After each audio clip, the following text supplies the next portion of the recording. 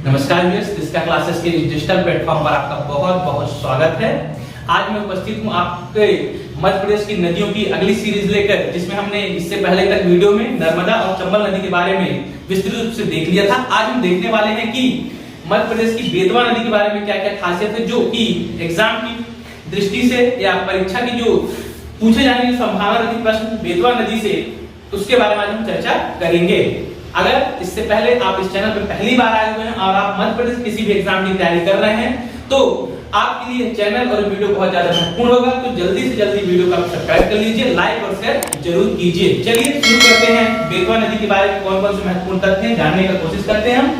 बेतवा नदी, जिसका प्राचीन नाम क्या है, सबसे पहले प्राचीन नाम के बारे में बात करें तो प्राचीन नाम में से बेतवती बोला जाता है। क्या नाम बोला जाता है? प्राचीन। तो बेतवा का प्राचीन नाम बेतवती मिलता है और साथ ही साथ कुछ जगह पे ये सुक्तिमती भी इसी नदी को बोला जाता है। इसे भी आप अच्छे से ध्यान रखिएगा।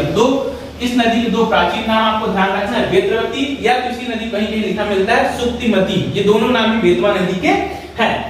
नेक्स्ट है उद्गम। इस नदी का उद्गम कहां से होता है, अर्थात कहने का मतलब कि ये नदी निकलती कहां से है, तो आपको बहुत अच्छे से ध्यान रखना है। जो बेतवा नदी है, इस नदी का उद्गम होता है रायसेन के कुमरा ग्राम से। रायसेन के कुमरा ग्राम,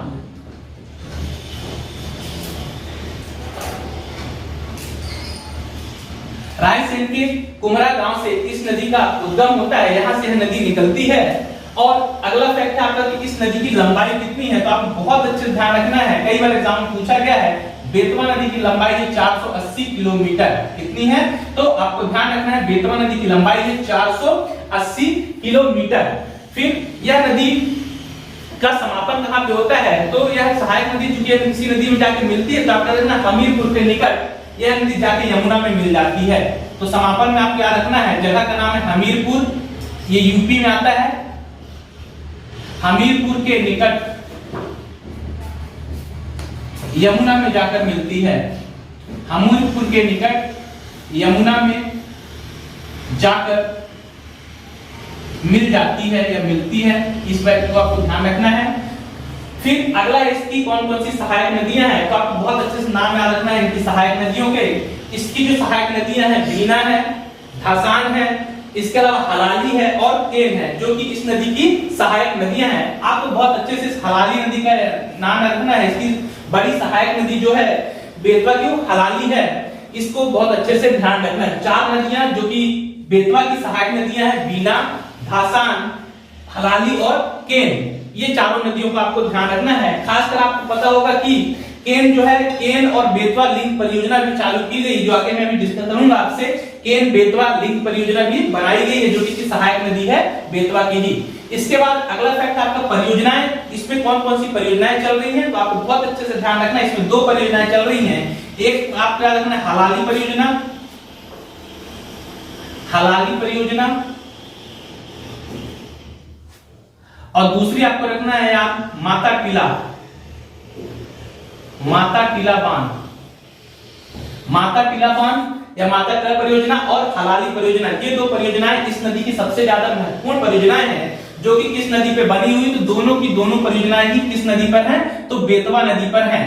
अब इस पे इंपॉर्टेंट बात यह है, आपको महत्वपूर्ण बात और क्या याद रखना है कि ये दोनों परियोजनाओं से नाम चेंज कर दिए गए हैं। तो माता टीला बांध को लक्ष्मी सागर परियोजना के नाम से जाना जाता है। इसको आपको ध्यान रखना है। इसका यदि नया नाम पूछा जाए तो इसे बोला जाता है लक्ष्मी सागर, लक्ष्मीबाई सागर, माफ करना, लक्ष्मीबाई सागर परियोजना इसे कहा जाता है, लक्ष्मीबाई सागर परियोजना।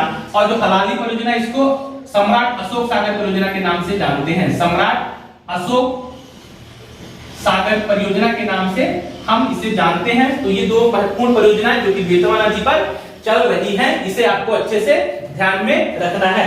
अब हम बात करते हैं कौन कौन से महत्वपूर्ण तथ्य हैं जो बेतवा नदी के बारे में एक परीक्षार्थी को बहुत अच्छे से पता होना ही चाहिए। तो सबसे पहले आपको ध्यान रखना है, इसमें जो बेतवा के जो महत्वपूर्ण तथ्य हैं, सबसे पहला आपको तथ्य के रूप में आपको याद रखना है कि चेदी साम्राज्य, जो कि हमें पता है महाजनपद में से एक था चेदी जनपद, उसकी जो राजधानी थी, इसकी राजधानी इसी नदी के किनारे थी। क्योंकि इसका शासन बुंदेलखंड क्षेत्र में चल रहा था, चेदी जो साम्राज्य था ये बुंदेलखंड वाले एरिया में आता था, तो इसकी जो राजधानी थी इसी नदी के किनारे स्थित। बहुत ज्यादा महत्वपूर्ण फैक्ट है, इसे आप बहुत अच्छे से ध्यान रखिए।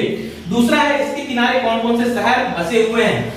2016 या 2015 के पीएससी मध्य प्रदेश लोक सेवा आयोग के एग्जाम में सीधा सीधा क्वेश्चन कि बेतवा नदी के किनारे कौन सा शहर बसा हुआ है, तो आपको इसकी महत्वपूर्ण जो शहर है इसको आपको ध्यान रखना है। तो आप याद रखिए इसमें कौन कौन से शहर हैं, तो विदिशा है, सांची है, भोजपुर है और चंदेरी, ये प्रसिद्ध शहर जो मध्य प्रदेश के हैं इस नदी के किनारे बसे हुए हैं। इसे आप बहुत अच्छे से ध्यान रखिए, बहुत महत्वपूर्ण फैक्ट है आपके एग्जाम की दृष्टि से। अगला फैक्ट उससे भी ज्यादा कहीं महत्वपूर्ण हो जाता है कि बाणभट्ट की रचना है कादम्बरी, उसमें इस नदी को बेस के रूप में जाना गया है, लिखा गया है, वर्णित किया गया है बेस नदी के रूप में। वहीं प्रसिद्ध साहित्यकार कवि हैं मध्य प्रदेश कालिदास, इन्होंने अपनी इनकी रचना है मेघदूतम, इसमें इन्होंने वेत्रावती के नाम से इसका उल्लेख किया हुआ, इस नदी का वेत्रावती के नाम से उल्लेख किया हुआ। दोनों फैक्ट बहुत ज्यादा महत्वपूर्ण है आपके परीक्षा की दृष्टि से। अगला है केन बेतवा लिंक परियोजना, बहुत ज्यादा चर्चित परियोजना। हाल ही में 2021 में इस परियोजना को मार्च के आसपास को मंजूरी दी गई है केंद्र शासन के द्वारा। 44,000 करोड़ रुपए की परियोजना जिसको हाल ही मंजूरी मिली हुई है। केन बेतवा लिंक परियोजना एक महत्वाकांक्षी परियोजना है ये, जो कि 2005 में शुरू की गई थी। 2005 में इसका प्रस्ताव पहली बार लाया गया था। अब प्रोजेक्ट पूरा होते होते अब जाके इसमें निर्माण कार्य शुरू हुआ है, मंजूरी मिली है। 44,000 करोड़ रुपए केंद्र सरकार ने इसमें राशि स्वीकृत की हुई है। इस परियोजना को केन बेतवा लिंक परियोजना या अपनी तरह की देश की पहली परियोजना है जिसमें नदी जोड़ो परियोजना की पहला प्रोजेक्ट है जो कि मध्य प्रदेश से शुरू किया गया था। तो दो नदियां हैं इसमें, केन और बेतवा, दोनों को लिंक किया जाएगा और इससे फिर अनेक उपयोगी कार्य जैसे नहर है, सिंचाई के लिए नहरें और बांध, बिजली वगैरह के निर्माण का कार्य इसमें किया जाएगा केन बेतवा लिंक परियोजना के तहत। मुख्य उद्देश्य का सिंचाई के लिए, जिससे बहुत से ज्यादा अधिक से अधिक क्षेत्र से लाभान्वित होगा। इसे आपको ध्यान रखना। केन बेतवा लिंक परियोजना 2005 में पहली बार आई हुई थी, अभी हाल ही में 2021 में इसको मंजूरी दी गई। इस फैक्ट को आप अच्छे से ध्यान रखिए। बेतवा का हमने बता दिया उद्गम कहां से होता है, तो रायसेन के कुमरा गांव से। यदि आपसे पूछ ले केन नदी कहां से निकलती है, तो यह कटनी जिले से निकलती है, मध्य प्रदेश से कटनी जिले से निकलती है। केन के बारे में आपको थोड़ा सा फैक्ट पता होना चाहिए। और लास्ट इसका फैक्ट है आपका चंद्रशेखर आजाद, जो कि अलीराजपुर में इनका जन्म होता है।